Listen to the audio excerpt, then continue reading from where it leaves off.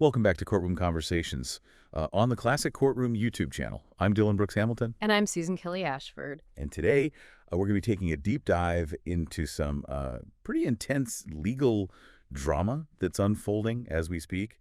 And before we jump in, if you haven't already, please hit that like button and subscribe so you don't miss out on any of our future deep dives. Now, today we're going to be talking about Sean Diddy Combs. You might know him as Puff Daddy or P. Diddy. He's had a few names over the years, and he's currently facing some pretty serious legal troubles. He is. But we're not actually going to be focusing on those charges just yet, because there's a new lawsuit that was recently filed by fashion designer Bryana Bongolan that adds a whole new layer of complexity to his situation. Yeah, it's really fascinating because it doesn't just allege like a single incident.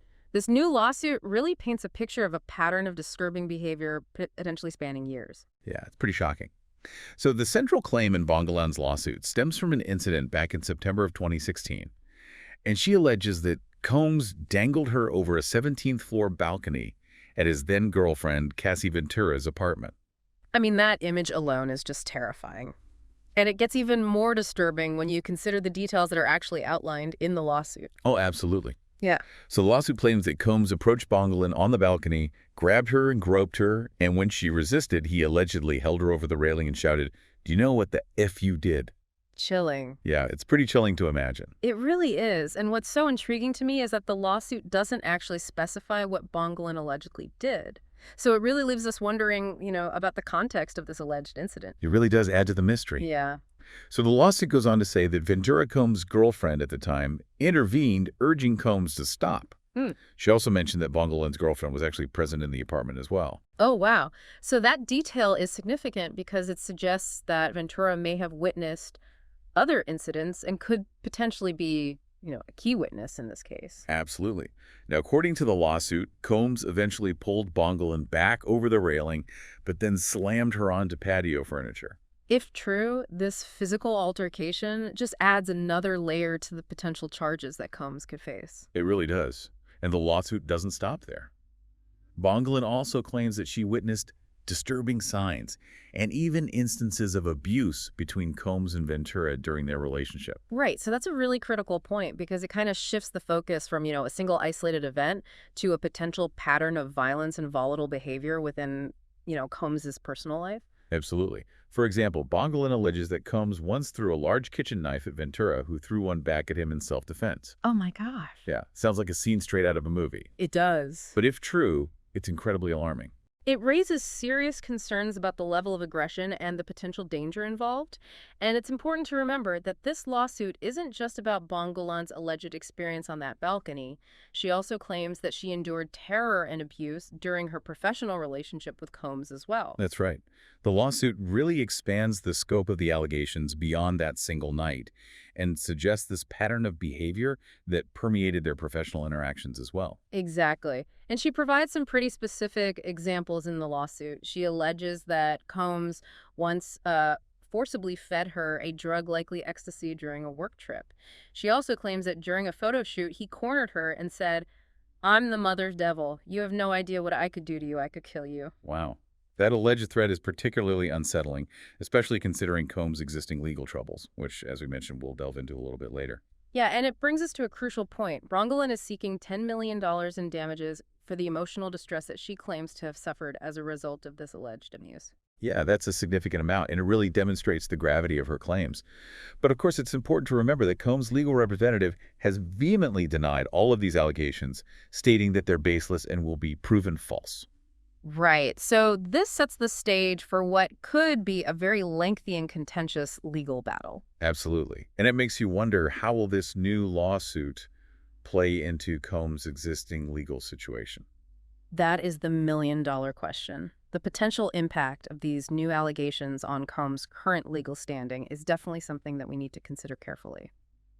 Yeah, I mean, it's certainly possible that, these new allegations could influence the jury's perception of Combs in his current trial. Yeah, you're right. It really makes you think about the concept of character witnesses and how, in this instance, it could actually work against him. Absolutely. It really introduces this idea of a pattern of behavior, which can be very powerful in a legal context. If the jury starts to see a trend, it might make them more inclined to believe the charges against him. Exactly. So before we go any further, I think it's important to provide some context about those existing charges that Combs is facing. Hmm. As we mentioned earlier, he's currently in jail in Brooklyn awaiting trial. Yes, it's crucial to understand, that backdrop against which these new allegations are emerging. Hmm. So the charges against Combs are quite serious: sex trafficking, racketeering, and transportation for prostitution. And these charges stem from what authorities are calling freak-offs. Now, for those who aren't familiar with that term, could you elaborate on what these freak-offs allegedly entailed? Sure. So according to reports, these freak-offs were these elaborate sex performances that allegedly involved male sex workers and women who were either forced or coerced into participating. Wow, so this raises some very serious ethical and legal questions. Yeah, absolutely. When you consider the power dynamics at play here, we're talking about a music mogul, someone with immense influence and resources, potentially exploiting vulnerable individuals. It adds a very disturbing layer to the whole situation. Yeah, and this is where the concept of racketeering comes in. It essentially means engaging in a pattern of illegal activity as part of an organized enterprise. So the prosecution is alleging that Combs was using his position and his resources to orchestrate and profit from these freak-offs. That's right. And the sex trafficking charge relates to the alleged recruitment, harboring, or transportation of individuals for the purpose of sexual exploitation. These are incredibly serious charges with, significant potential consequences. Yeah, it certainly paints a dark picture of the entertainment industry and the potential for exploitation that can exist behind the scenes. And it underscores the importance of holding powerful figures accountable for their actions, regardless of their fame or their wealth. Absolutely. So with all of this in mind, it becomes clear why Bongolan's lawsuit is so significant. It adds a whole new set of allegations to an already very complicated legal situation. Precisely. And while the lawsuit focuses on incidents that allegedly happened, a few years back, it creates this whole narrative about Combs that could potentially influence the jury's perception of him in the current trial. Yeah, it's almost like a character reference, but in a negative way. That's a great way to put it. It introduces this idea of a pattern of behavior. And that pattern could be very damaging to his defense in the current case. Exactly. And if we connect all of this back to Bongolan's lawsuit, it really sheds light on why she's seeking such a significant amount in damages. She's alleging years of emotional distress and trauma. And it's important to acknowledge the bravery it takes for someone to come forward with these kinds of allegations, especially against someone as powerful as Sean Combs. There are often personal and professional risks involved. Absolutely. Yeah. It's a reminder that there are real people and real stories behind these legal battles. And while we must remember that Combs is presumed innocent until proven guilty, these are very serious allegations that deserve to be heard and thoroughly investigated. Of course. Yeah. And his legal team is vigorously denying all of Bongolan's claims, arguing that she has no evidence and that her accusations are baseless. Right, which sets the stage for what will likely be a very intense and complex legal process. Absolutely.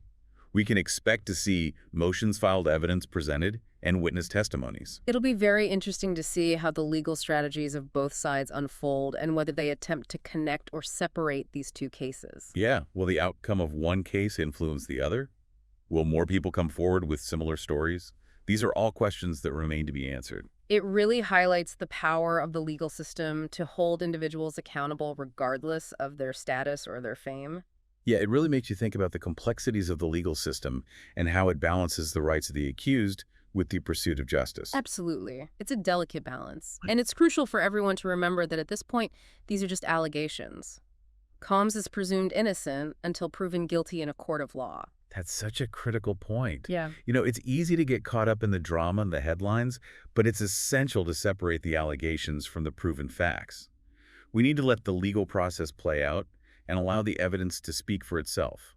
Exactly. And that's where the concept of due process comes in. Everyone deserves a fair trial, and the burden of proof lies with the prosecution. Absolutely. So what does all of this mean for Sean Diddy Combs? He's facing some very serious charges. And now this new lawsuit adds another layer of complexity to his legal situation. Yeah, the potential consequences are significant. If he's convicted on the current charges, he could be facing a substantial prison sentence.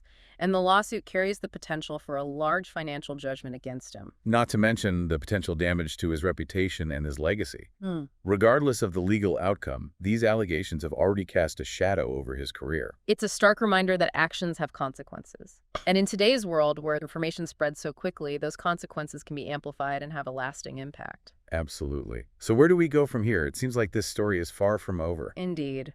We'll continue to follow this case closely and keep you updated on any major developments. We'll be watching for any legal motions filed, trial dates set, and of course, any verdicts reached. It'll also be interesting to see how the legal strategies of both sides evolve, and if there are any attempts to connect or separate these two cases. Will Bongolan be called as a witness in the current trial? Will the outcome of one case influence the other? These are all questions that remain to be answered. They do. And it highlights how this case has brought to light some really important conversations about power accountability and the complexities of the legal system. Absolutely. It's a case with far-reaching implications that extend, beyond the individuals involved. It speaks to larger societal issues and the ongoing struggle to ensure justice and protect the vulnerable. It's a reminder that even in the entertainment industry, where the focus is so often on, glitz and glamour, there are real human stories unfolding behind the scenes. Well, we've certainly had a lot to unpack in this deep dive. Thanks for joining us today on Courtroom Conversations. We hope you found this discussion insightful. And remember, the conversation doesn't end here. We encourage you to share your thoughts and opinions in the comment section below. And don't forget to like this video and subscribe to the Classic Courtroom YouTube channel for more in-depth discussions on fascinating legal cases. Until next time, keep those courtroom conversations going.